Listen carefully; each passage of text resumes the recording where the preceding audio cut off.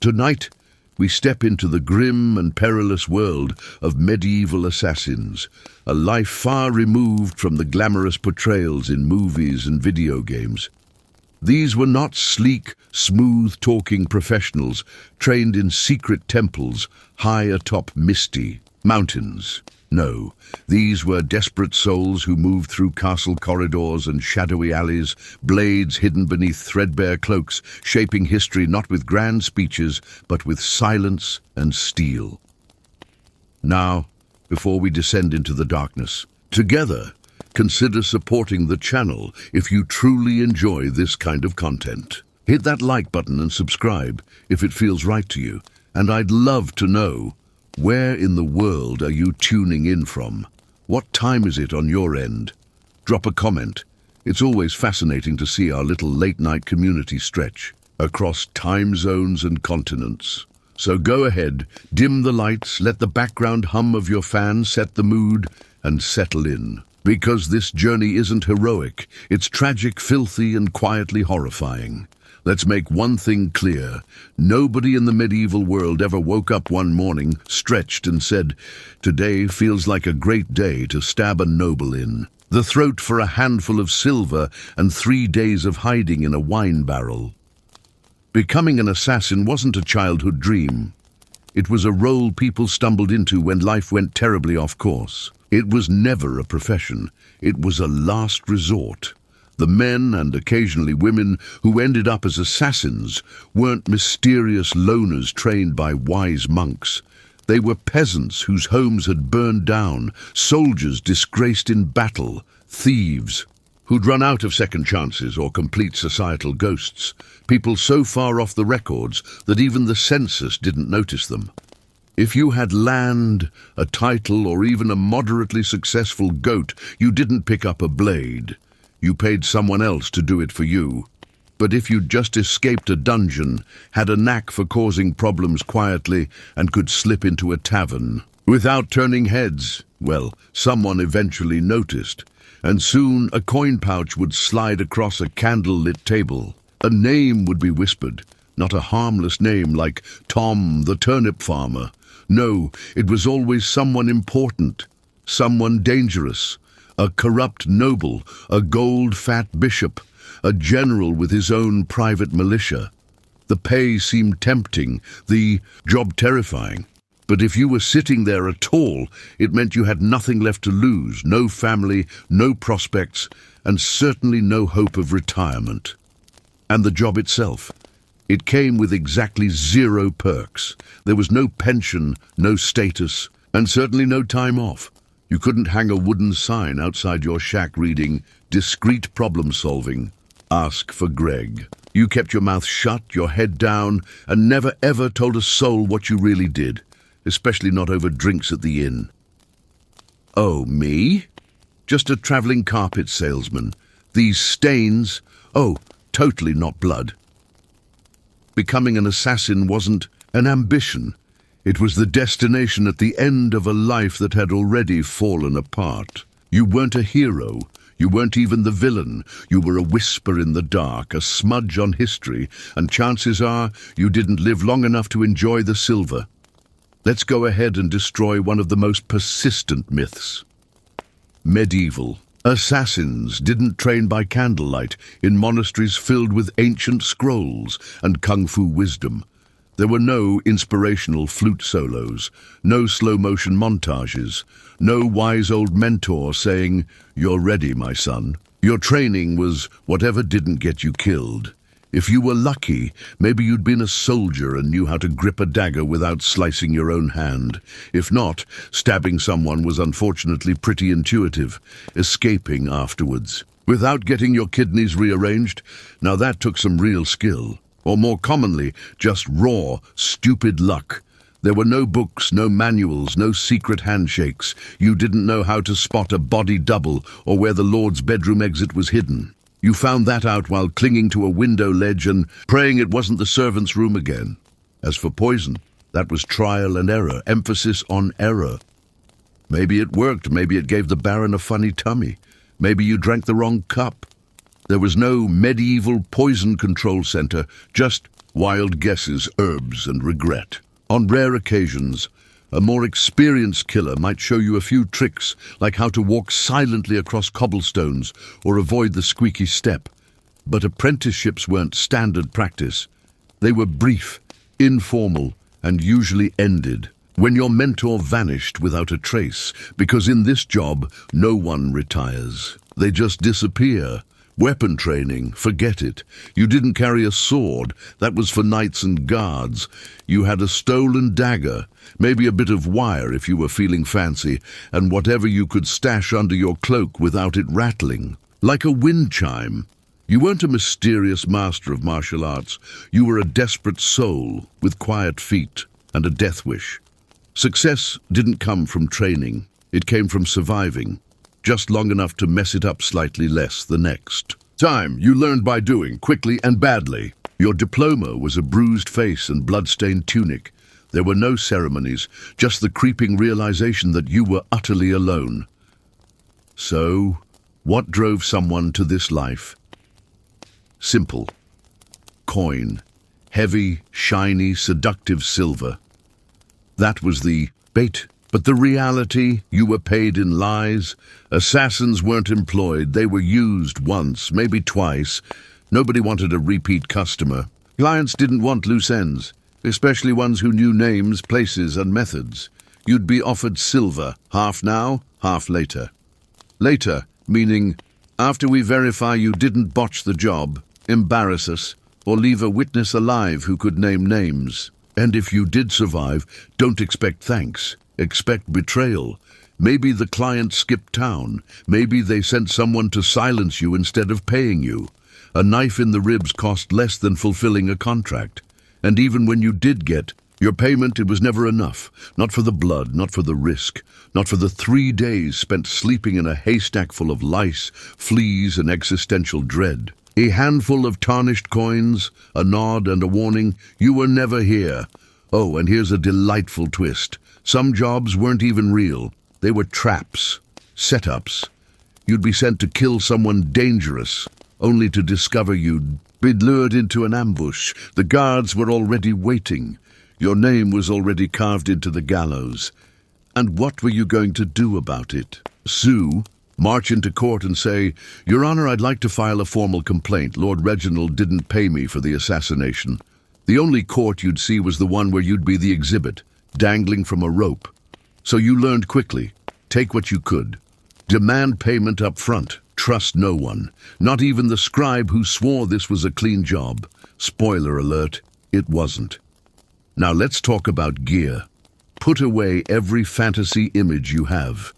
There were no retractable wrist blades, no magical daggers, no folding crossbows hidden in your boot. Your arsenal, whatever you could steal, sharpen, and hide in your cloak without sounding like a junk cart. If you were exceptionally lucky, like won a gold coin in a dead man's shoe, lucky, you had a good dagger. Not some elegant blade forged by elves, just something sharp, hopefully not rusty, and preferably not soaked in memories of its last use. Poison? It existed. But it wasn't romantic.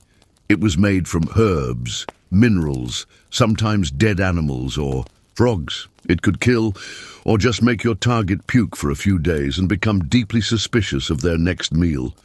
Ropes were useful if you knew what to do with them. But this wasn't a theatrical strangling. You had seconds. Fumbling with knots wasn't an option. Bows? Effective, yes, but rare for assassins. You couldn't walk into a palace carrying a longbow disguised as a bouquet. Most killings were up close, uncomfortably close, quick, silent, desperate. You didn't have a backup weapon. If your blade snapped or fell down a well, you improvised. Roof tiles, broken bottles, shoe buckles, whatever you could lay your hands on, and you didn't. Carry tools for safety. You carried them because they were the only thing between you and the grave. Your weapon was your co-worker, your boss, your only exit strategy. Assassins weren't hired to take out drunkards behind taverns. Nobody paid you to stab Jeff, the sleepy candlemaker. Your targets were powerful, nobles, clergy, generals, royalty. And those people were hard to kill. They had guards, not a few, dozens, well-armed, well-trained, well-fed. They had walls, towers, moats, and secret escape routes. You had to study them like a scholar preparing for exams. Every patrol, every Greeky step, every guard's lunch break. And castles. They weren't welcoming places with little porches and welcome mats. They were stone fortresses designed to keep you out. And if there were rumors of a secret brotherhood of assassins, they were little more than tavern whispers, half-drunken, tales born of boredom and imagination, and often fueled by none other than yourself. You were far more likely to encounter a ghost than another assassin who actually wanted to chat about tradecraft or share tips. Why such solitude? Because in your line of work, anonymity wasn't just a preference, it was the very air you breathed. The fewer people who knew you existed, the longer you remained alive. Every connection was a vulnerability, every friendly chat a potential death sentence. Even your client might not know your real name. And if they did, rest assured you already had 3 exit plans and a false identity ready to go. Companionship, utterly laughable. Friends' pride. Lovers noticed the bruises, the bloodstains, and the way you always clutched a dagger beneath your pillow. Settling down wasn't just unlikely, it was suicidal. One wrong step, one familiar face recognizing you at a market stall, and your entire life became a desperate sprint toward the nearest sewer grate.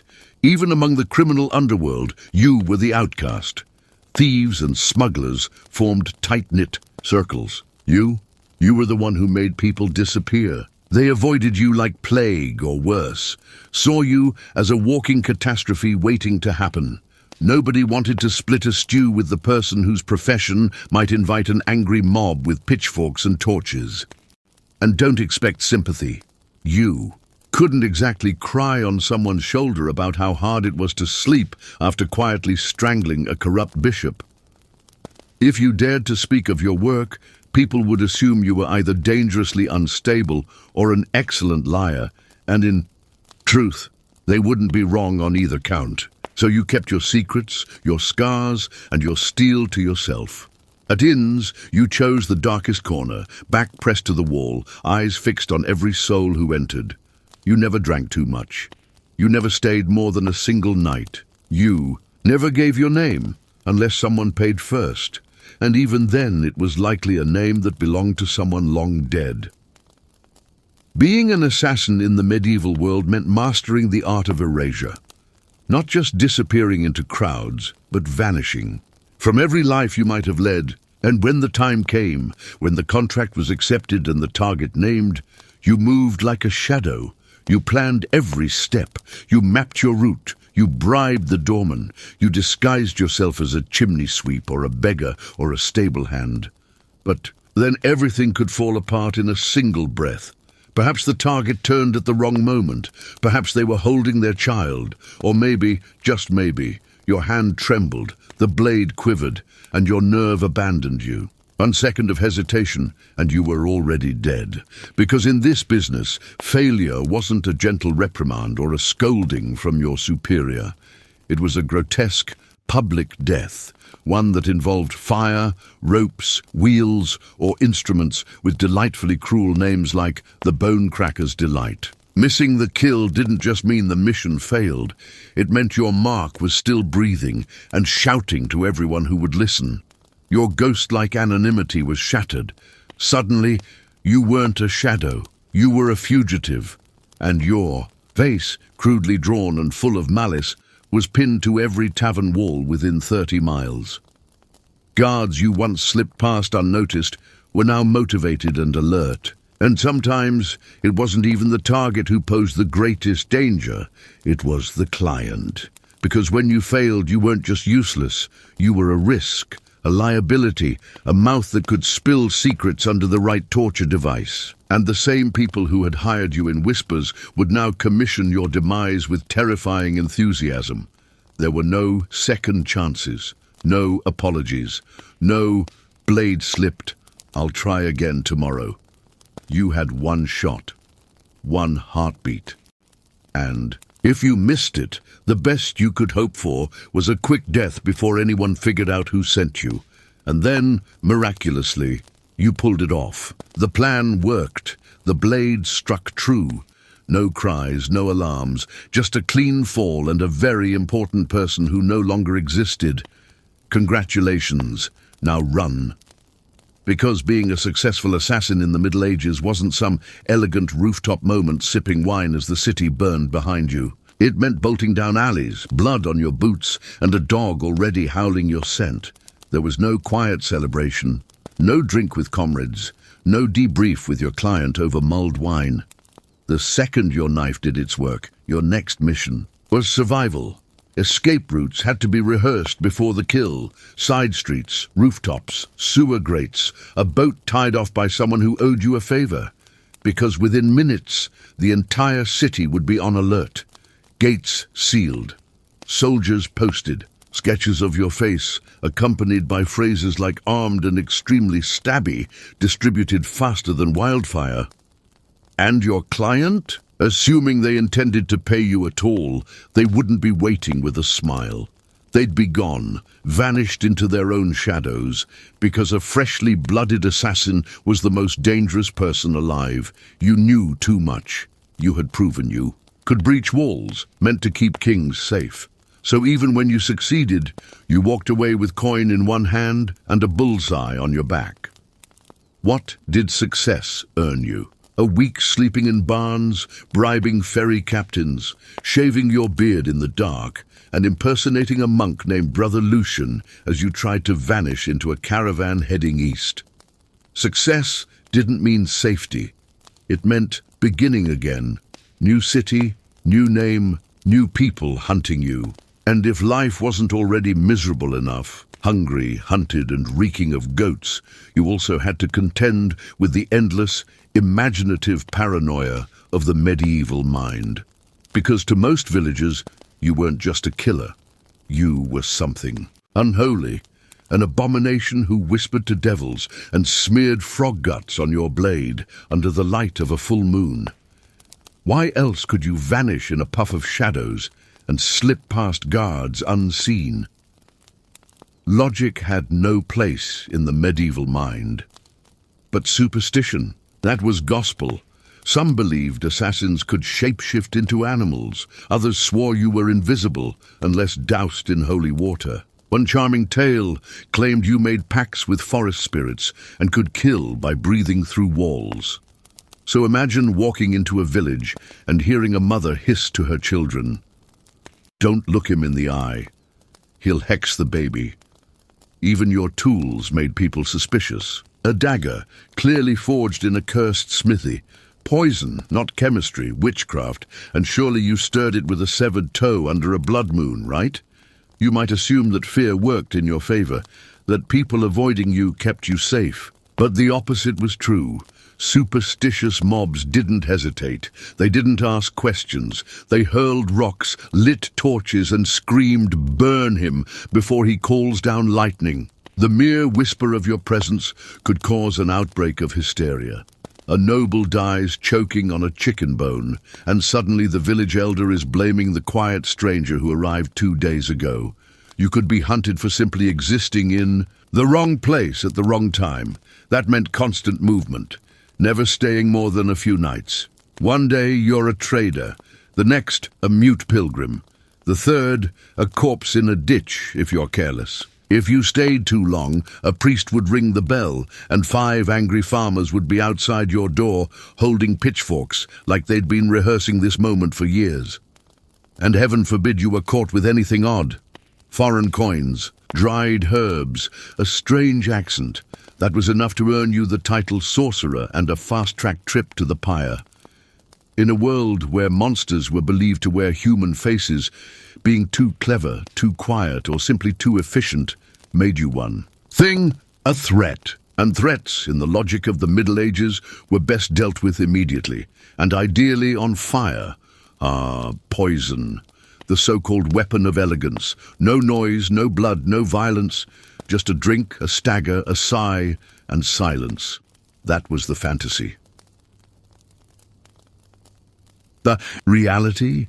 It was more like trying to win a tavern brawl using herbal tea and crossed fingers. You didn't have access to cyanide or neat little vials labeled instant death. You had plants, mushrooms, maybe the occasional toxic toad. You had to gather them yourself, grind them by hand, mutter a prayer to whatever pagan god you half believed in, and hope the dosage was right. And it rarely was. You couldn't measure with precision. You guessed. A little too much. And you died from handling it. Too little, and your Mark just spent the evening vomiting and reinforcing his personal security staff. And let's not even talk about the kitchens. Medieval kitchens were chaos. You couldn't just stroll in and sprinkle hemlock like salt. You had to impersonate a cook, sneak in while everyone was distracted, or bribe someone who wouldn't ask questions. And even then, good luck getting past the layers of tasting rituals. If your target was noble, their meal was treated like a military maneuver. The food was sniffed, blessed, tested, sometimes by a priest, sometimes by a jester, and always by a dog. Yes, an actual dog. That stew didn't hit the plate unless half the castle had given it the thumbs up. Even if the poison did go undetected, and even if the target actually swallowed it, the effects were maddeningly inconsistent. Some poisons took minutes, others took days. One moment your target was laughing, the next they were clutching their stomach and calling for their astrologer. And if they survived, they wouldn't blame the cook, they wouldn't blame the food tasters. They'd blame you, the one with herbal knowledge and twitchy eyes. So yes, poison was quiet, but it was unreliable, slow, and full of perilous unknowns. In the deadly game of medieval assassination, it was just one more way to gamble with your life, and the odds were never in your favor. You were the secret that could never speak, the shadow no one dared to acknowledge. Even when you succeeded, swift, silent, efficient, it wasn't enough to earn trust. Because in their eyes, a person who kills once might kill again. And no one, not even the one who paid you, wanted to become your next victim. Let's say, against every expectation, you survived. You outlasted the betrayals, dodged the poisonings, saw through the lies. You lived longer than your enemies, outmaneuvered your employers, and perhaps even buried your own sense of morality. So what comes next? Retirement? Absolutely not. In the brutal logic of the medieval world, assassins didn't earn quiet farewells or seaside cottages. There were no golden pensions or grateful toasts raised in your name. Retirement, in your line of work, meant only two things: disappearance or death, sometimes both. You were never truly safe. Even if you abandoned the blade, your past would never abandon you. You knew too many secrets, carried too many names, and spilled far too much blood. People didn't want you resting. They wanted you erased. And even if no one hunted you, which was unlikely at best, you'd never shake the fear that someone might. That a young, ambitious killer, looking to prove himself, had been handed a contract with your alias scrawled on the parchment. So you vanished again, changed your name, found some forgotten village where questions died before they were asked. You faked a limp, you sold herbs, you told tales of once being a guard, but even then you never truly rested. You avoided crowds, sat where you could see every door. You kept a dagger beneath the floorboards beside a pouch of coins you never dared spend because they still smelled like the man you killed to earn them. You didn't even trust yourself anymore. Years of slipping knives into ribs and vanishing into darkness rewired your brain. Every knock at the door made your heart race. Every unfamiliar face on the road might be someone from your past. You stopped dreaming.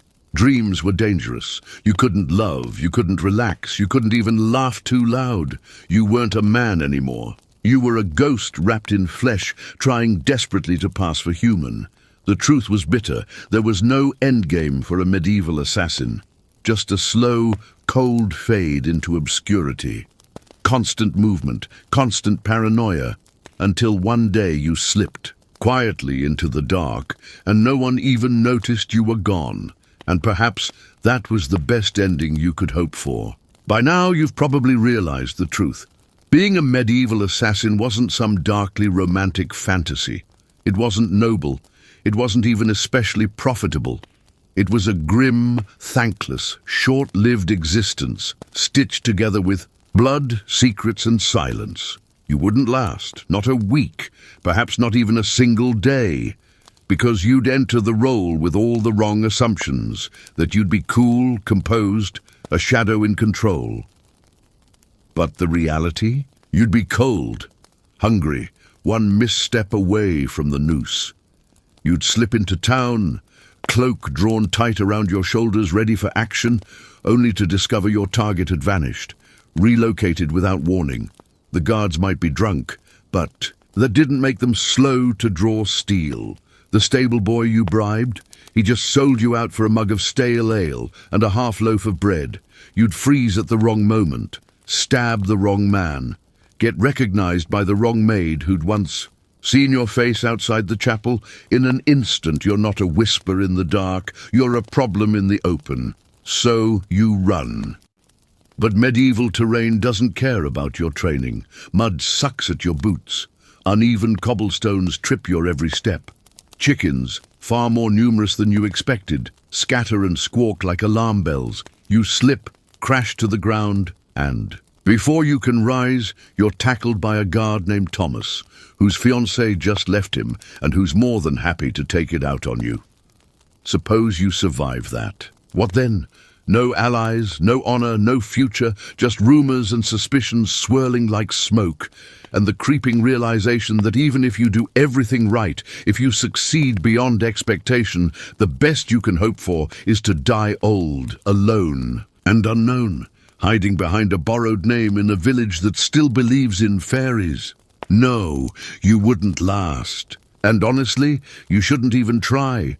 Because the assassin's life wasn't cool. It was a merciless grind, a cold machine that chewed through lives and left nothing but shadows in its wake. It offered power without peace, purpose without belonging. You didn't make history, you erased yourself from it, and in the end, the only thing waiting for you was silence. A silence no one questioned, because no one remembered you ever existed. Before she became the feared queen of Macedonia, Olympias was a girl named Myrtle, a Molossian princess from the rugged tribal lands of Epirus. Her people claimed descent from Achilles himself. Whether the blood of heroes truly pulsed through her veins or not, one thing was clear: this was not a woman born to be a footnote in someone else's story. From her earliest days, Myrtle's world was steeped in mystery and ritual. Her upbringing wasn't shaped solely by politics, but by prophecy, sacred rites, and deep reverence for the old gods. She was not the kind of princess content with embroidery and courtly smiles. She gravitated towards serpents, omens, and the frenzied ecstasies of Dionysian rituals, dancing barefoot beneath the moonlight, summoning the divine in trances of fire and breathless chant. Her devotion wasn't decorative. It was visceral. She didn't just worship the gods, she embodied them. According to ancient sources, likely penned by men both fascinated and terrified by her, she kept sacred snakes in her chambers and even let them curl beside her in bed. Whether that was fact or slander we may never know, but it stuck. To her allies it made her sacred. To her enemies it made her dangerous. Her true power began not on a battlefield or a throne, but in torch-lit chambers thick with incense, among whispering priestesses and the flickering coils of serpents. Myrtle wasn't just a princess. She was a living oracle, something older than politics and colder than steel. So when Philip II of Macedon, brutal, cunning, and famously insatiable, arrived at the island of Samothrace for a sacred initiation, he didn't just encounter a beautiful young woman. He found a riddle in flesh and blood, a mystery wrapped in ritual. Their marriage wasn't a mere political arrangement. It was a collision of myth and ambition, prophecy and power. From the start, it was soaked in omens. Some claimed lightning split the sky on their wedding night. Others swore Olympias dreamed of a thunderbolt striking her womb. Myths began to gather like clouds on the horizon. But one thing is beyond doubt. The union of Olympias and Philip didn't just produce a son. It sparked the creation of Alexander the Great. And from his first breath, Olympias meant to shape his destiny. Their marriage was anything but idyllic. It was a volatile blend of prophecy, pride, and mistrust. Philip, ambitious and already assembling a harem of strategic alliances, married Olympias around 357 BCE. She was likely still a teenager, but not a fool. She recognized in Philip a man whose hunger for power matched her own, and possibly a partner in divine purpose. Macedon was no gentle kingdom. It was a crucible of ambition, where kings fell to cousins, and brothers became rivals overnight. But Olympias entered that storm with her chin lifted and eyes already fixed on the crown. Their union was tumultuous from the outset.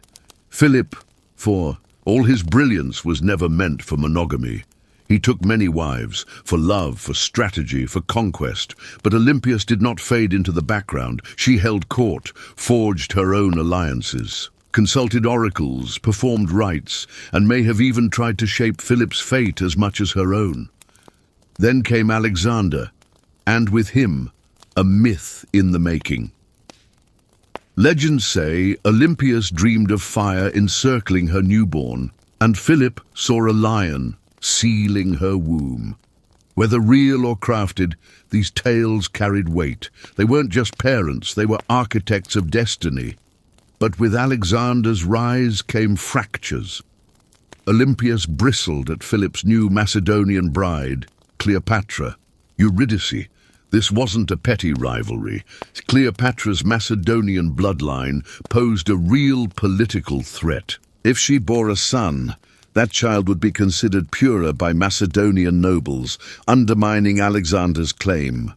Olympias saw the danger clearly. The palace wasn't home. It was a battlefield, and she would wield every serpent, every whisper, every sacred rite to ensure her son claimed the throne. She had shed the name Myrtle. She was Olympias now, and anyone who dared threaten her son's destiny would face her wrath. By the time Alexander reached adolescence, the royal court in Pella had become a seething arena of veiled threats, sharp tongues, and dangerous plots. Olympias was no longer merely vying for influence. She was in a fight for survival. She knew the court was filled with serpents, but she was the one who taught them how to bite. Philip had begun to drift away from her. He spent more time on campaigns, more nights drinking, and lent his ear more frequently to his Macedonian advisors. Then came the final insult, his marriage to Cleopatra Eurydice, a young noblewoman and niece to one of his top generals, Attalus. It wasn't just betrayal. It was a calculated move, a challenge. At their wedding feast, the tension boiled over. Attalus, drunk and arrogant, insulted Olympias and questioned Alexander's legitimacy. Was he truly Philip's son, or the spawn of a god, as Olympias had long suggested? Meant as mockery, the jab only strengthened her myth. Let them believe her child was touched by Zeus. It made him invincible. Alexander stormed out of the feast. The air was thick with tension and the stench of spilled wine, but he couldn't breathe, couldn't stand the sight of his father toasting the new Macedonian queen, Cleopatra Eurydice, and the child she now carried.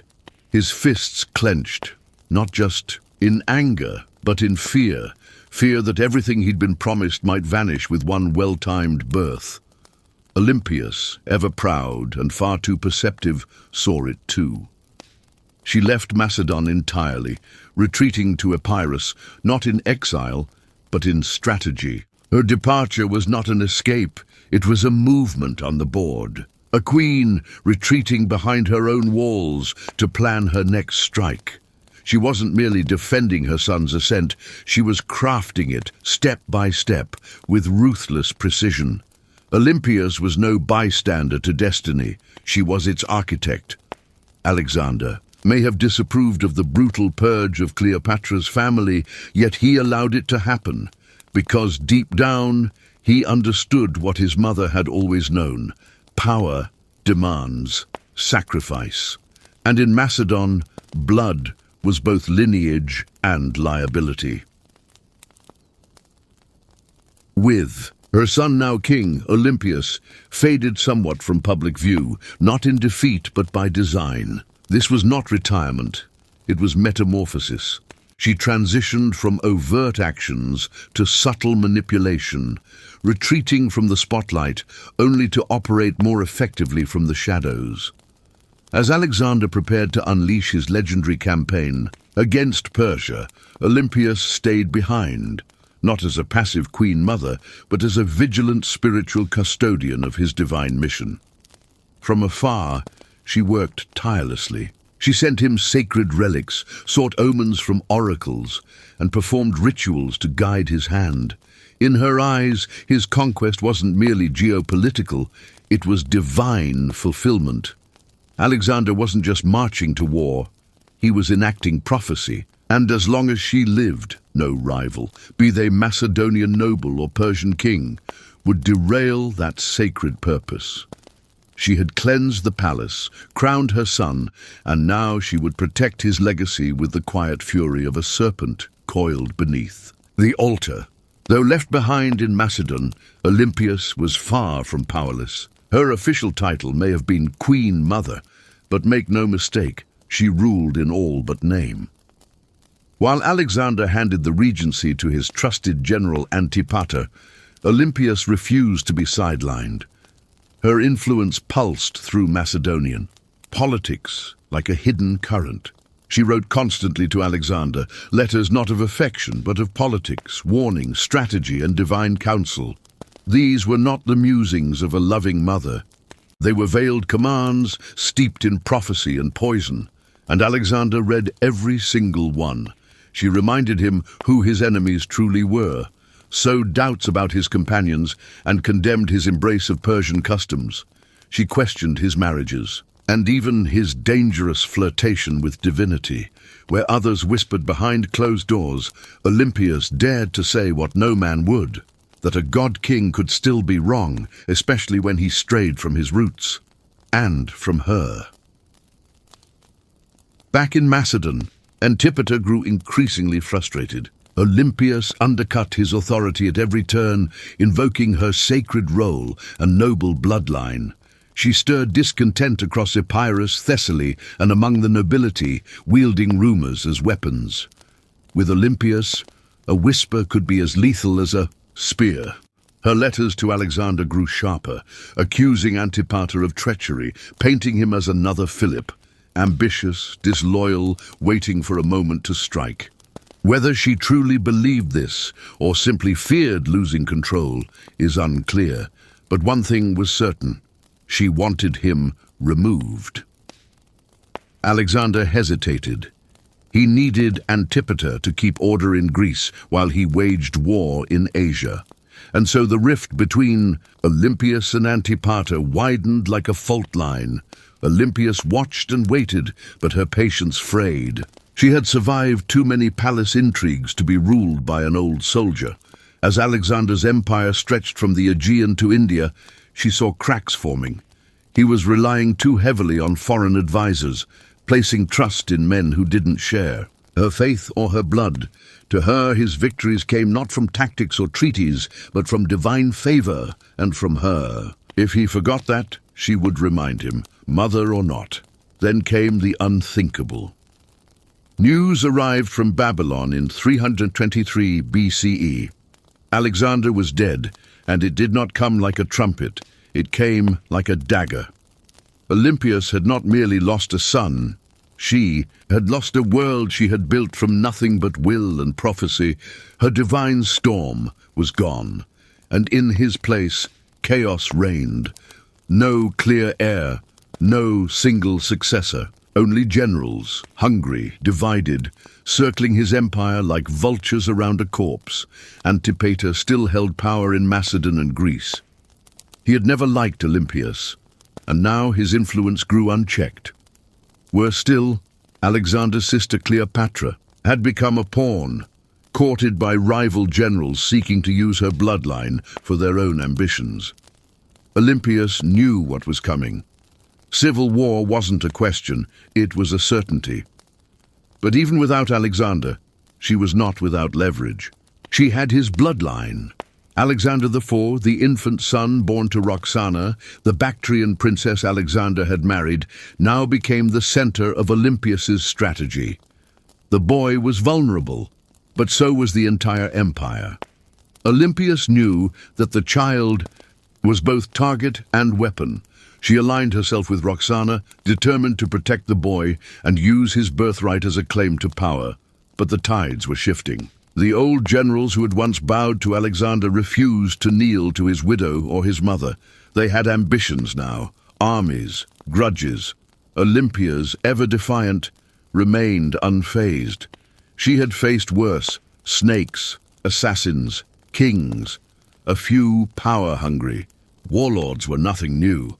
And then Antipater died. His son, Cassander, rose to power, a man colder than his father, and with even less tolerance for Olympias.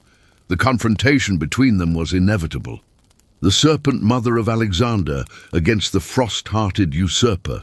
Years after Alexander's death, as his empire disintegrated into civil war, Olympias made her boldest move. She returned to Macedon, not as a grieving relic, but as a queen. Forged from divine wrath, Cassander had seized power, imprisoning Roxana and the young Alexander IV. Olympias saw the future written in blood. If she didn't act now, her grandson would disappear like a shadow at dusk. She struck a pact with Polyperchon, an aging general who still held a flicker of legitimacy. Olympias returned not to beg, but to rule.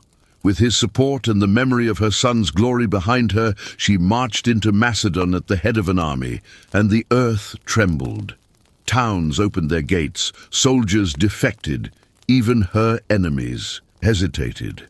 The name Olympias still carried weight, still conjured fear. Then came vengeance. One by one, she hunted down Cassander's loyalists.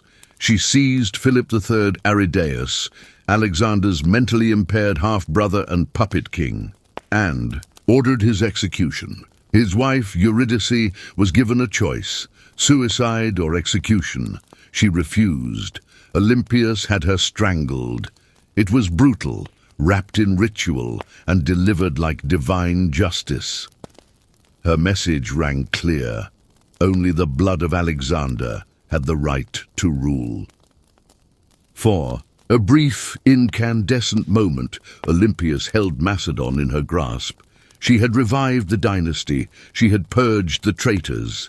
She had shown the kingdom what power looked like in the hands of a woman with nothing left to lose. But in Macedon, power was like flame on dry grass. Cassander returned colder than before. His army outnumbered hers. His resources ran deeper. Her allies wavered. Polyperchon lost influence. The tide shifted. Olympias withdrew to the coastal fortress of Pydna. There she waited, encircled and defiant.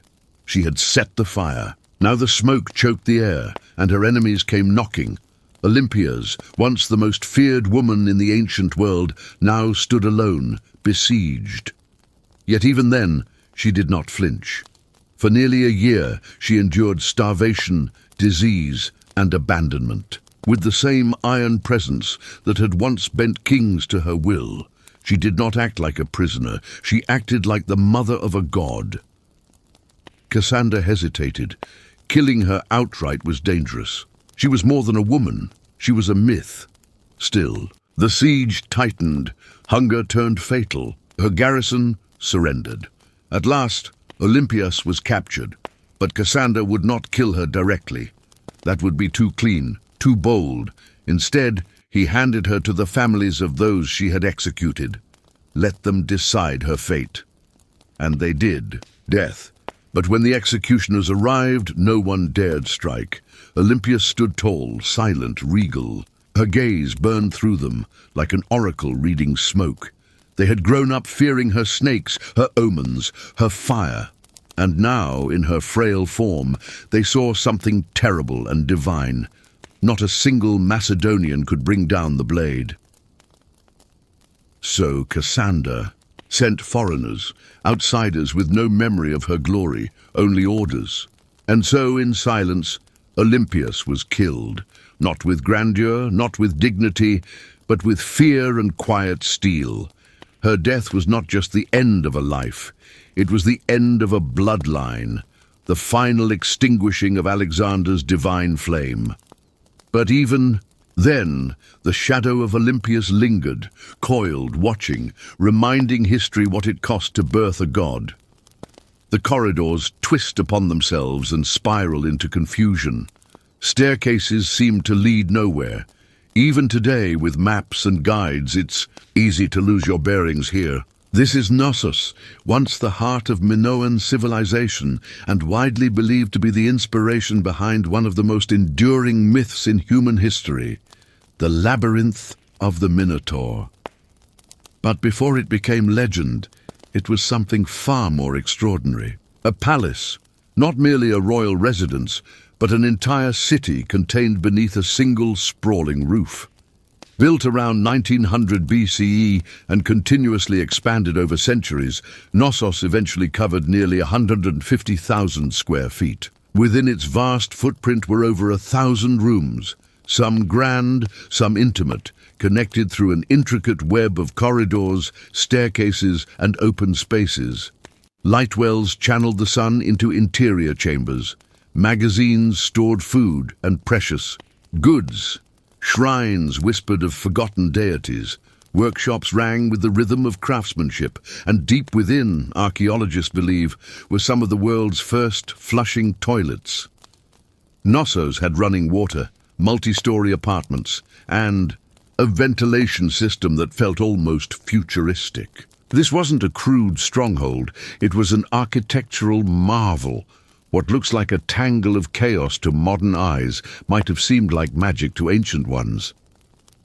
The man who first peeled back the earth to reveal its secrets was British archaeologist Sir Arthur Evans.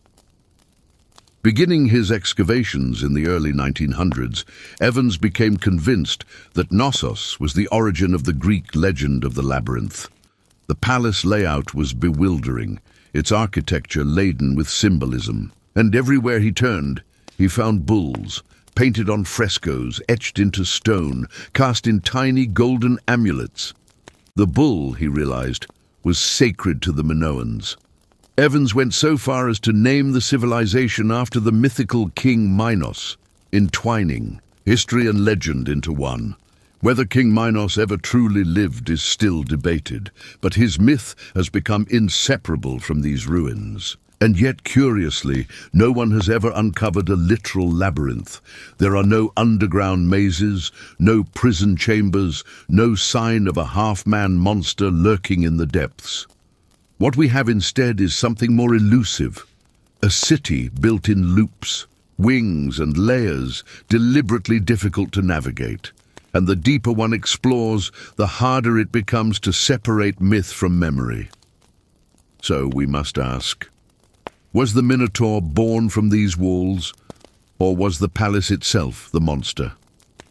Knossos guards its answers, but it is very good at making us ask the right questions. The legend is famous, a monstrous creature, half man and half bull, trapped in a labyrinth so complex that no one who entered ever escaped. Only the hero Theseus, with the help of a ball of thread and the guidance of Princess Ariadne, found his way in and back out again. But where did this story begin? And why a labyrinth? The oldest versions of the myth describe a powerful King Minos of Crete who demanded tribute from Athens, 7 boys and 7 girls sent each year to be devoured by the Minotaur. The beast itself was the product of divine wrath and human shame, an offspring of transgression locked away in a subterranean maze. To the ancient Greeks, Crete was long regarded as a land of awe and anxiety.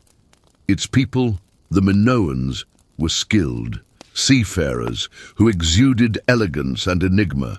Their rituals involved acrobatic bull leaping, their art portrayed gods unfamiliar to Greek eyes, and their great palaces seemed to defy both time and reason. To a Greek visitor from 1000 BCE, Knossos may have felt like stepping into another world entirely.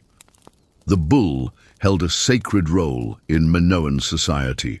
Frescoes depict young men and women soaring over charging bulls in daring ritual displays. Stylized bull horns, known as horns of consecration, adorned altars and rooftops alike. Combine this reverence with a palace that confounds direction, and it's easy to see how a legend could be born. But what if the Minotaur wasn't a monster at all? What if it was a metaphor? Some scholars interpret the myth as a faded memory of Cretan dominance over the Aegean, a time when Athens may have truly paid tribute to a more powerful, mysterious realm. In this reading, the labyrinth symbolizes political entrapment. The Minotaur becomes the terrifying embodiment of Minoan supremacy. Others suggest a more psychological interpretation. The labyrinth as a symbol of the subconscious mind, the Minotaur as our hidden instincts and darkest urges, and Theseus as the hero who descends into inner chaos, guided only by the fragile thread of memory. Whatever the meaning, the myth clings tightly to the ruins of Knossos. No literal beast has ever been found, no ball of thread, no Ariadne, but perhaps something deeper remains. Not just a myth echoing through time, but a history yearning to become myth. Long before the glories of Athens or the militarism of Sparta, there existed the Minoan civilization, one of the earliest and most advanced cultures in Europe. Based on the island of Crete, they rose to prominence around 2600 BCE, not through conquest, but through art, trade, and an uncanny mastery of architecture. At the center of it all stood Knossos, not a fortress perched atop a hill, but a sprawling complex nestled in a fertile valley. It wasn't merely the seat of royalty, it was a vibrant nexus of culture, ritual, and economy. The Minoans carved out an expansive trade network stretching across the Mediterranean, reaching the shores of Egypt, Mesopotamia, the Levant, and as far as Spain. Their ships cut through the sea like sleek arrows, carrying pottery, saffron, bronze, and other treasures. They didn't conquer with armies, they won influence through relationships. That strategy, more than any sword, made them powerful. What's most fascinating about Minoan society is how starkly it contrasts with later Greek civilizations. Their art glorified the natural world, dolphins leaping, dancers twirling, human, figures full of movement and grace. There are no battle scenes, no vengeful gods striking down mortals. Even their divine figures are unique, goddesses with bare breasts and coiled snakes embodying fertility, change, and protection. Knossos was the soul of this civilization. Its lack of defensive walls suggests that the Minoans either felt supremely secure on their island or projected enough influence to deter enemies. Their confidence was built into the very stones. Their multi-story buildings, column-lined courtyards, and advanced plumbing systems were centuries ahead of their time. And yet, for all their innovation, they left behind no decipherable written history. Their main script, Linear A, remains a mystery. We don't know their real name, their beliefs, or even what they called Knossos. All that survives are the ruins, the art, and their enduring impact, picked up by the later Mycenaeans and echoed in Greek mythology. The Minoans were more than builders of palaces. They were architects of wonder and enigma. Knossos wasn't just a structure. It was the living heart of a civilization that glittered like sunlight across the Aegean, and then disappeared. And yet some say its echo still wanders the corridors. To walk through Knossos is to walk through layers of time, overlapping, bewildering, and beautiful. It's not just the sheer scale that overwhelms you, It's the design. Chambers flow into chambers, corridors split, turn and dissolve. Late wells pierce the darkness, while staircases spiral into shadow or suddenly rise into open courtyards awash with sunlight. Nothing moves in a straight line. It's no wonder ancient visitors may have whispered of labyrinths. Knossos wasn't simply a palace. It was a living, breathing entity. Spanning more than 150,000 square feet, the complex held over 1,000 rooms, each built with purpose. From royal apartments and artisan workshops to sacred shrines and grain stores, the architecture reflected intention and intelligence. At the center stood a large courtyard, possibly used for public ceremonies, religious rites, or the legendary bull leaping. The palace rose in multiple tiers, some reaching 4 or 5 stories high, shaped by the natural contours of the land and reinforced by human hands. Navigating it required more than a map.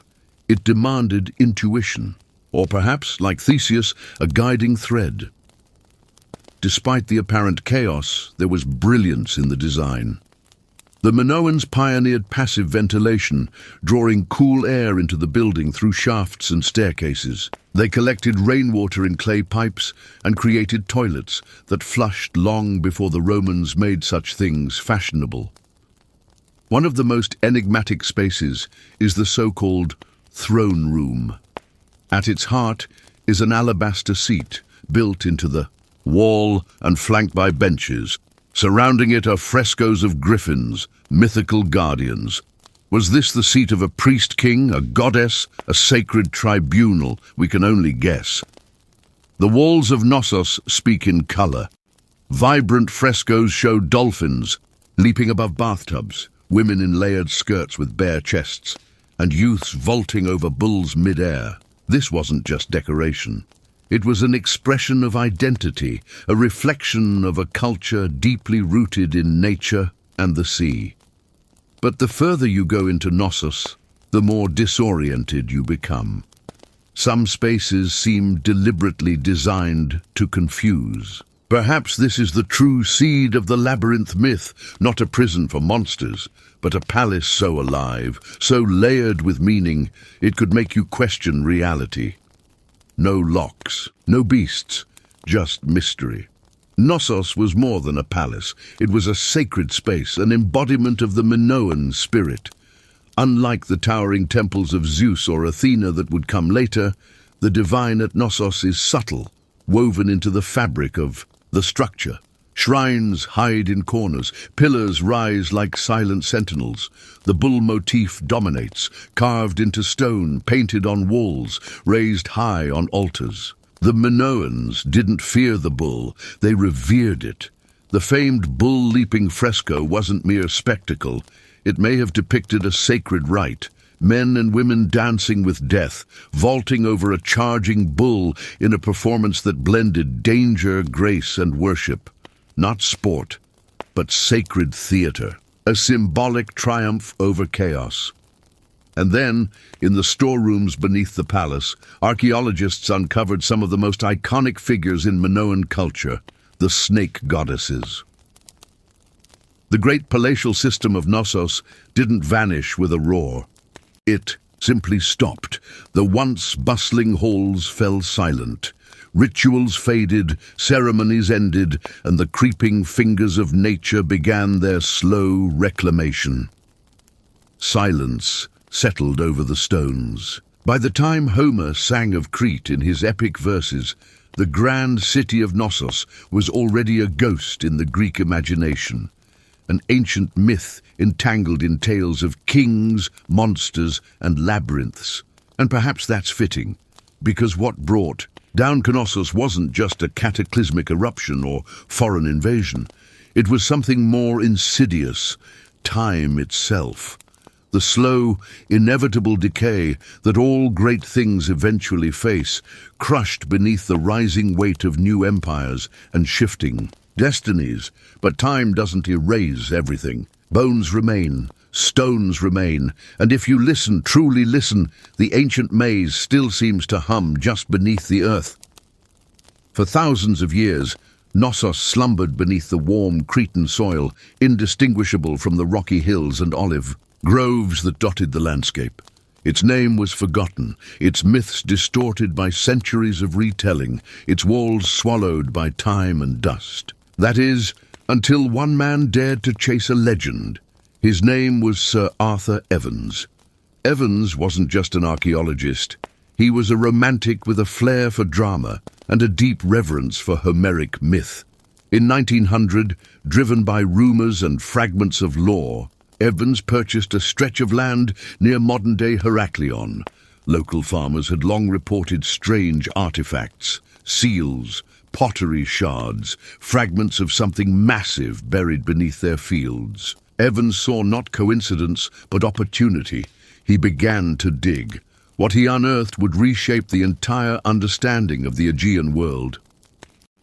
Beneath the dirt, Evans uncovered the remains of a vast palace, so intricate, so advanced, and so otherworldly in its layout and symbolism that he became convinced he had found the very seat of King Minos himself. The elaborate frescoes, the stylized bullhorns, the baffling architectural complexity, it all, in Evans's imagination, pointed to one thing: the labyrinth. Evans didn't just excavate Knossos, he reimagined it. He christened the civilization that built it Minoan, after the mythical king. He read meaning into every symbol, every fragment. He restored entire sections of the site using reinforced concrete, an act that has divided opinion ever since.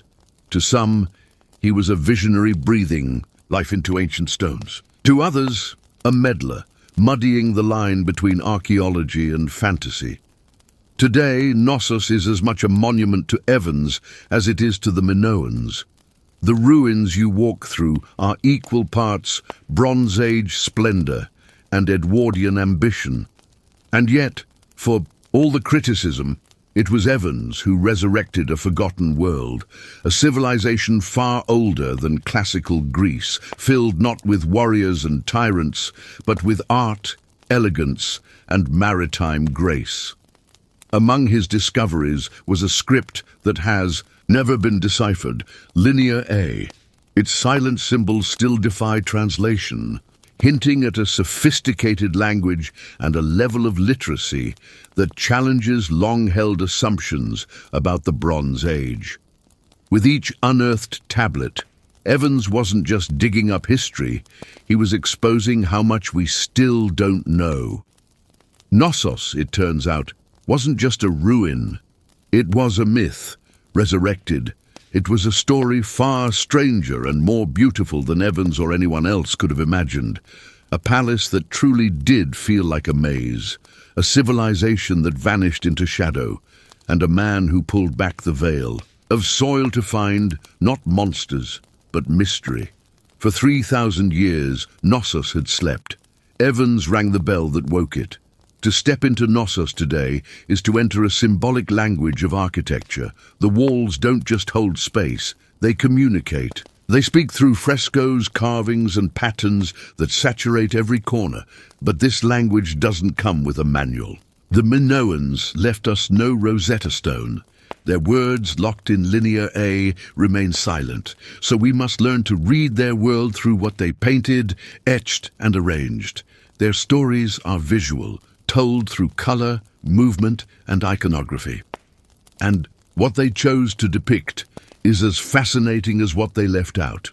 Unlike many ancient cultures obsessed with conquest, domination, and divine kingship, Minoan art celebrates life. We see dolphins leaping joyfully across plaster walls, lilies bloom in radiant clusters, birds soar mid-flight, and sacred bulls charge through ceremonies steeped in mystery.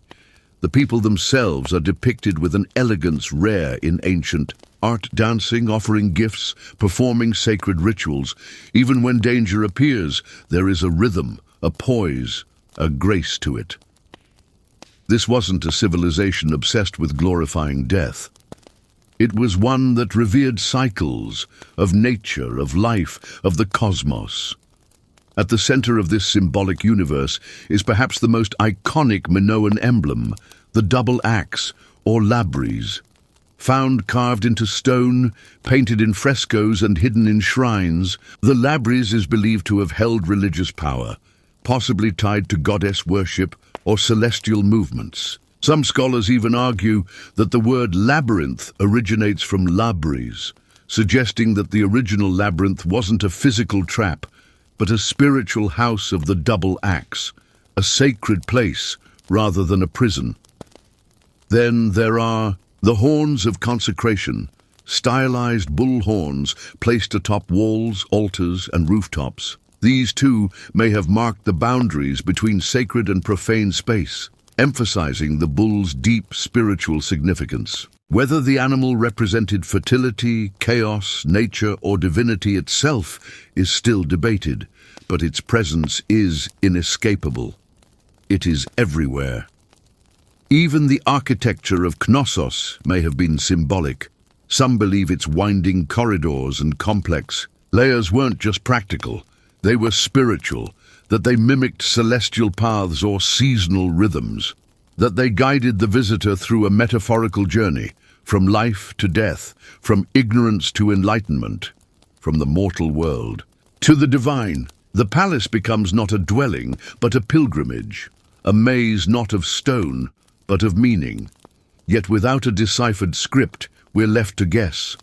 The Minoans spoke in images, not explanations, and so every interpretation, no matter how informed, is a blend of insight and imagination. What was Knossos trying to say? We see the brushstrokes, we feel the patterns, but the message hovers just out of reach, like a thread leading us deeper into the myth. Knossos is a ruin, yes, but it doesn't feel dead.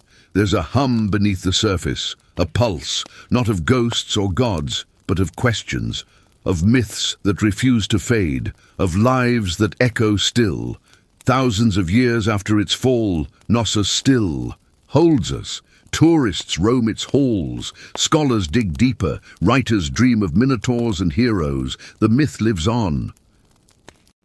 We don't know who ruled Knossos. Their names, their laws, their prayers, all lost. But we know this. They cherished beauty. They honored nature. They understood harmony between space and art, between ritual and daily life, and they came first.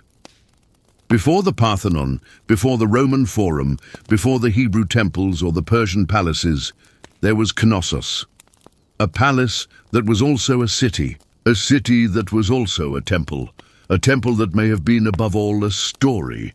Perhaps that's what the labyrinth truly was. Not a snare for beasts, but a narrative carved in limestone, a myth in architectural form. The legend of the Minotaur didn't come from nowhere. It came from this place, from the tangle of its hallways, the power of its rituals, the majesty of its bull symbolism. The Greeks shaped it into a myth. Evans shaped it into archaeology. But in truth, Knossos has always been both. Today, we walk through it in broad daylight. We snap photos, we map its walls, we restore its frescoes, but the mystery lingers. The line between reality and legend still wavers like heat over sun-baked stone, and maybe that's why Knossos endures, because it never gave us all the answers. It reminds us that history isn't always there to be solved. Sometimes it's meant to be felt. Knossos is not just a ruin, it's a question, one that draws us in step by step. And like Theseus, we follow the thread, hoping perhaps not to escape, but to understand. And just as ancient myth was preserved in stone, so too was ancient warfare preserved in wood and iron. While palace walls crumbled into the dust of centuries, a different kind of engineering was quietly perfecting the art of destruction. Early battering rams were crude but effective, simple tree trunks, hoisted by teams of soldiers and swung like enormous clubs into enemy gates. Think of it as warfare by way of frenzied lumberjacks, but over time that raw force was refined. Ancient engineers realized that by mounting the ram inside a wheeled frame, often shielded by a roof to protect the crew, they could transform brute effort into relentless siege terror. The Assyrians, masters of psychological warfare, elevated the battering ram into a tool of calculated fear. Their siege towers often combined rams with archer platforms, creating a deadly dual assault. As the gates splintered under pounding timber, defenders were peppered from above with volleys of arrows. Relief carvings from ancient Nineveh show these rams rolling towards city gates like slow-moving gods of ruin, their iron-tipped heads glinting with unstoppable intent. And it wasn't just doors they shattered. Rams were used to collapse towers, breach walls, and break the will of entire cities.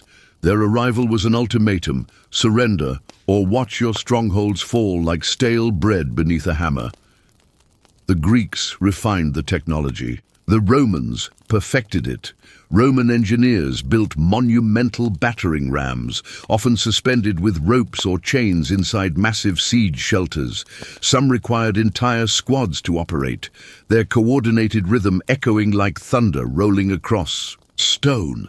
But these machines weren't just about force, they demanded choreography. Crews had to swing in perfect unison while under a storm of fire, stones, and worse. A stalled ram was a dead ram. Yet when these beasts got moving, really moving, they were near unstoppable. It was wood versus wall, ancient physics weaponized.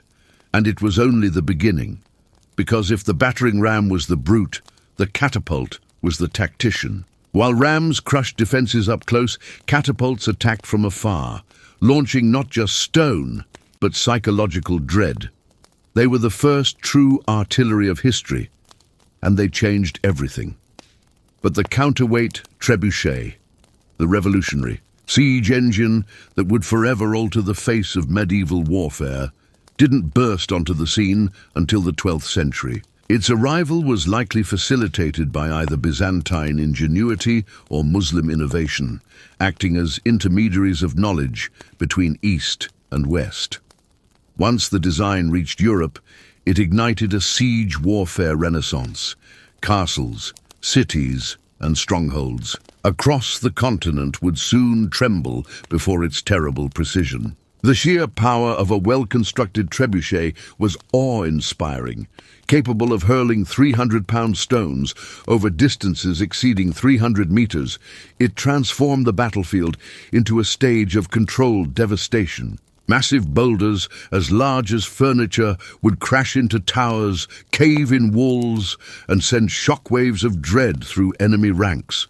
But it wasn't just brute force that made the trebuchet exceptional, it was its uncanny arc. Unlike the direct trajectory of catapults, trebuchets could launch projectiles in a graceful, deadly curve, sailing clean over battlements to strike at the heart of a fortress. Courtyards, barracks, and vital supply depots suddenly became vulnerable, and the payloads, they weren't limited to stones. The trebuchet became a versatile weapon of terror.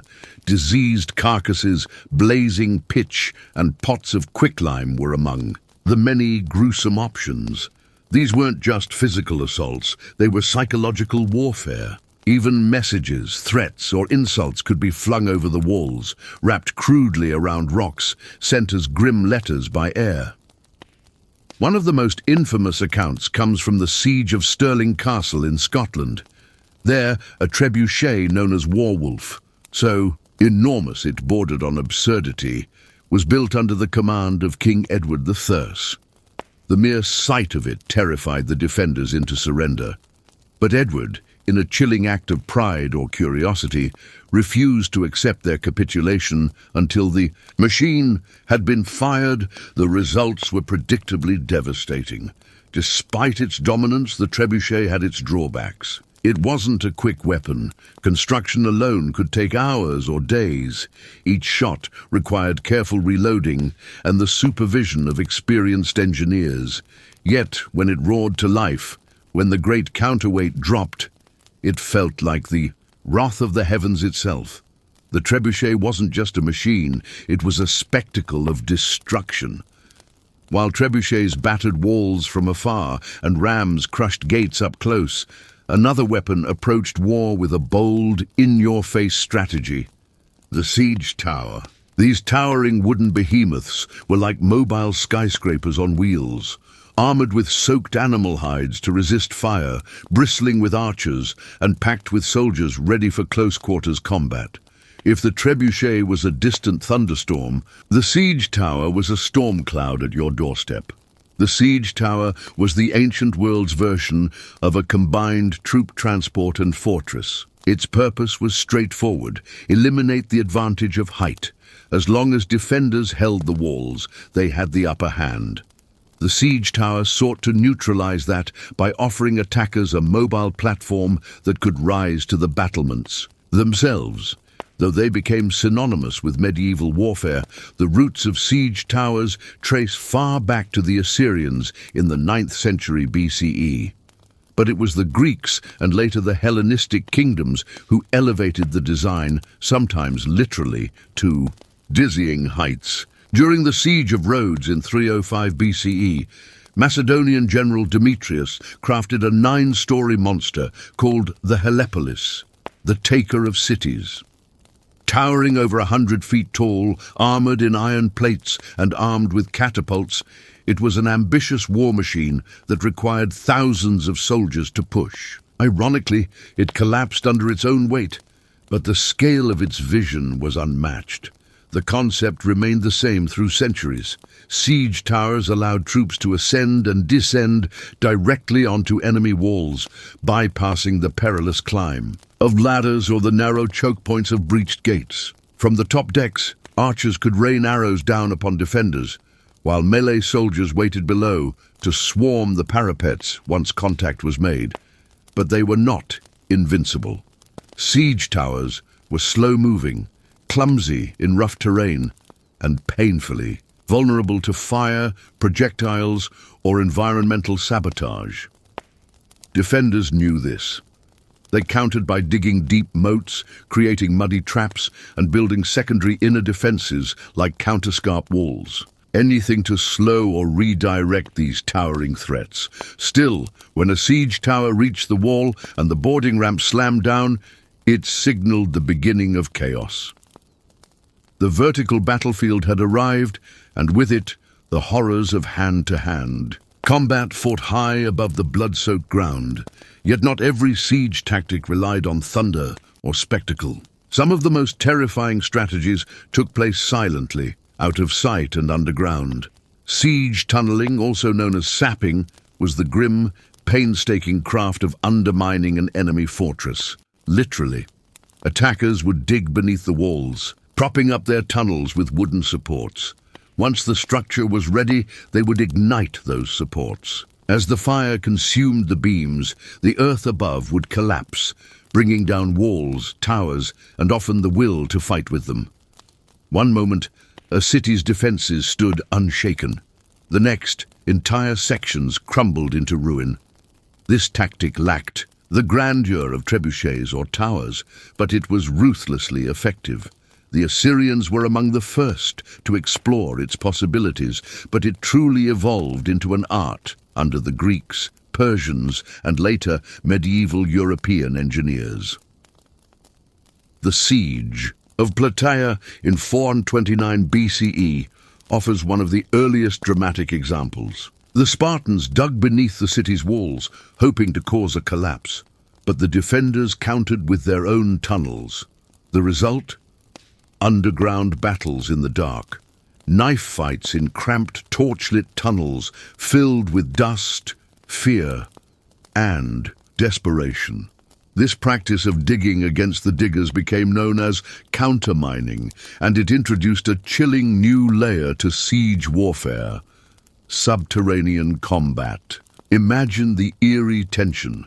Soldiers hacking away in silence, hundreds of feet underground, listening intently for the faint tap-tap-tap of enemy picks. The moment they heard it, they'd rush to intercept.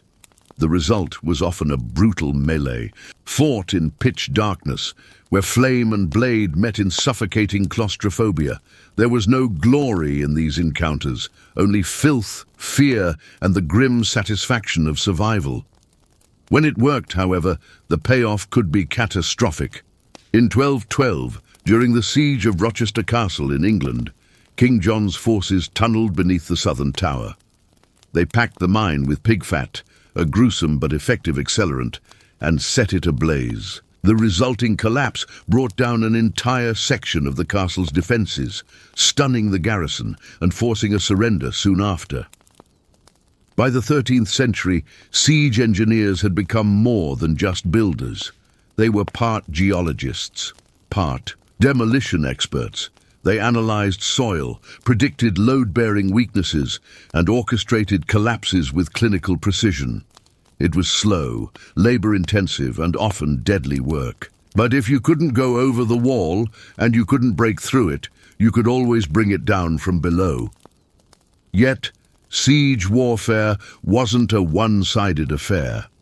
For every engine of destruction rolling toward the gate, defenders had their own arsenal of terror, and some of those weapons came with fire, literal fire. Among the most terrifying was Greek fire. Developed by the Byzantine Empire in the 7th century CE, this mysterious napalm-like substance had the horrifying ability to cling to surfaces, wood, stone, flesh, and continue burning even on water.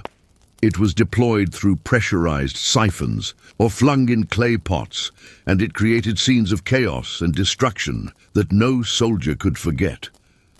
To this day, the formula for Greek fire remains a closely guarded mystery. The secret was so tightly held that it vanished with the fall of the Byzantine Empire. But its legacy endured. Entire fleets were reduced to smouldering wreckage in moments. Enemy soldiers drowned in flames as fire crept across the sea. It was more than a weapon. It was a legend born in fire.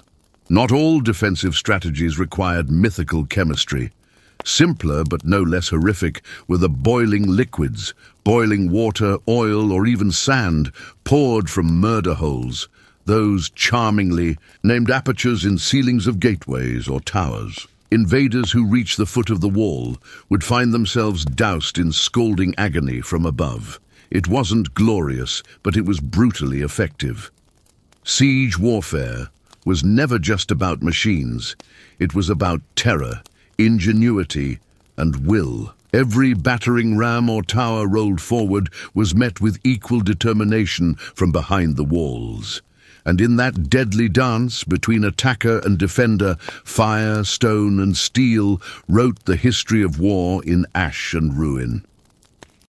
Oil was especially dreaded. In the chaos of siege warfare, unlike water, which could be shaken off or dried out, oil clung relentlessly. It soaked into clothing, seeped beneath armor, and hugged the skin with an oily grip. Once set alight, there was no escape.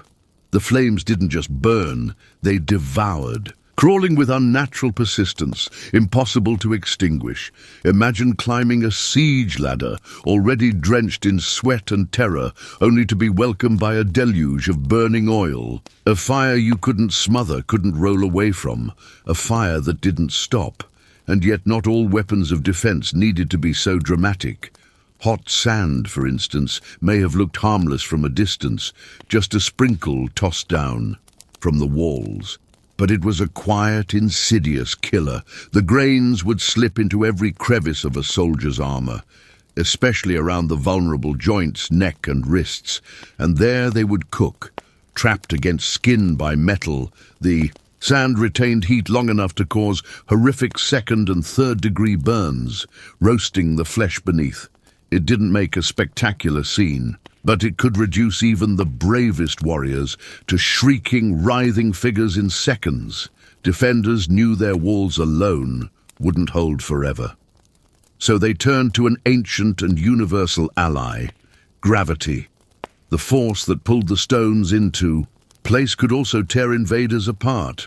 Massive boulders, thick logs, even bloated carcasses were dropped from battlements with deadly intent. These weren't just weapons, they were declarations.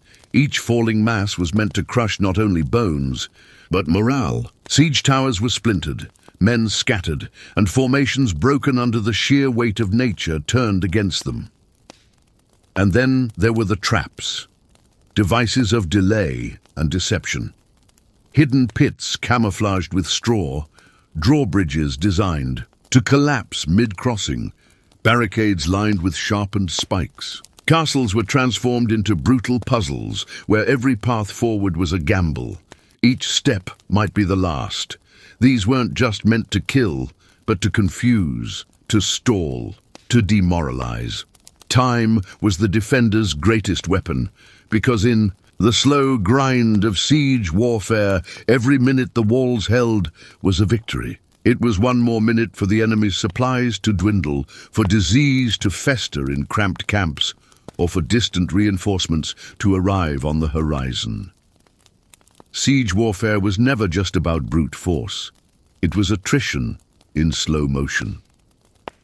While the attackers had engineering and physics on their side, the defenders wielded something even more dangerous, imagination sharpened by desperation. Boiling pitch, poisoned wells, fake gates, it was creativity wrapped in cruelty. But of all the horrors in a siege, perhaps the most effective weren't physical at all. They were psychological. Every siege weapon was a tool of terror as much as a tool of destruction. They groaned and thundered and loomed like omens. Siege towers creaked as they rolled forward, their massive wooden frames looming like monsters out of myth. Trebuchets hurled not just rocks, but existential dread. Each thudding launch carried a message: you are not safe. Ancient generals understood this very well. The Assyrians, for example, didn't hide their preparations.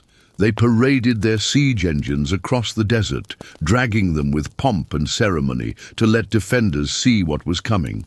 The Romans took it even further, constructing their siege camps and machines in plain view of enemy strongholds. They wanted the defenders to watch the battering rams take shape, to see the catapults tested, to hear the drills and drills and drills of doom. Siege was not only a battle, it was a performance. And fear was built right into the script. Even the projectiles could become messages. Severed heads, often those of messengers or high-ranking officers, would be launched over the walls, sometimes still clad in armor. These grisly missiles weren't just a way to demoralize. They were psychological warfare at its most personal. We got your leaders. You're next. At the siege of Constantinople, rocks weren't the only things raining from the sky. The attackers hurled decaying corpses over the walls, some diseased, others mutilated, to spread panic, pestilence, and despair. And in one of the most infamous cases of biological warfare, the Mongols at the siege of Kaffa in 1346 reportedly launched plague-infected bodies into the city. This horrific act may have helped spark one of the deadliest pandemics in human history, the Black Death. The trebuchet was not merely a machine, it was an announcement.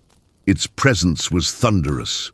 Long before it loosed its first projectile, the defenders could hear it. The groaning winches, tightening ropes, the grinding of wood, the deep clunk of the counterweight swinging into place like the heartbeat of an approaching storm. And the worst part? The uncertainty. No one knew what was coming next.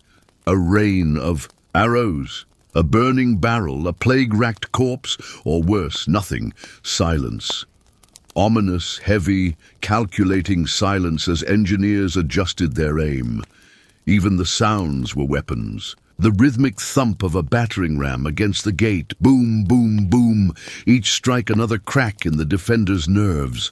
Or the sudden hush before a launch, tense, expectant, maddening. These sounds burrowed into the minds of those behind the walls. Commanders knew to win a siege, it wasn't enough to break the stone. You had to break the spirit. They worked to convince defenders that resistance was futile, that their gods had abandoned them, that their walls were already tombstones. And when the mind gave way, the body followed. Often, the gates opened before. A single stone had fallen, not because the wall failed, but because will had. But time moved on, and so did technology. With the thunder of gunpowder, the age of catapults and trebuchets began to crumble, much like the walls they once assaulted. Cannons changed everything. A single blast could punch a hole where once hours of heaving stone were needed. Walls, once the crowning pride of defensive architecture, became glaring vulnerabilities. By the 15th century, castle after castle in Europe fell not to siege towers, but to cannonballs smashing through their centuries-old defenses. This was the birth of a new phase, louder, faster, deadlier. Yet the principles of siege warfare did not die. They evolved. The science of tension, trajectory, and pressure developed by ancient engineers became the foundation for modern artillery. Today's ballistic missiles and long-range howitzers are direct descendants of those first great questions. How do you destroy what was made to be indestructible? From trebuchets to tanks, it was always about force, channeled, aimed, and unleashed. Even modern military psychology owes its roots to these ancient tactics. Today's doctrine of shock and awe, the use of overwhelming power and spectacle to paralyze the enemy, isn't new. It's the same idea once embodied by rolling siege towers with flags snapping in the wind, accompanied by drums and ewa horns. The message was the same. You can't stop this. You're already defeated, and the legacy lives on in the very landscapes of history. At Masada, Roman siege ramps still scar the desert floor, a silent testimony to an empire's relentless ambition. In Constantinople, layers of walls built and rebuilt over 1,000 years stood firm against every conceivable machine until gunpowder finally shattered them. Across Europe, castles with rounded towers and sloped bastions tell the story of generations who reimagined defense with every new threat. Even now, in a world ruled by drones and satellites, siege warfare has not vanished. It has simply changed its form. Cities are still surrounded, defenders are still cut off, but today's walls might be firewalls, embargoes, or blackout zones. The battles might be digital, economic, or psychological, but the essence remains, unchanged. Someone wants in, someone wants to stay in control, and both sides are willing to wait, to build, and to break whatever it takes to win. The battering rams are silent. The trebuchets rest in museums, but the soul of siege warfare, relentless, patient, merciless, is very much alive.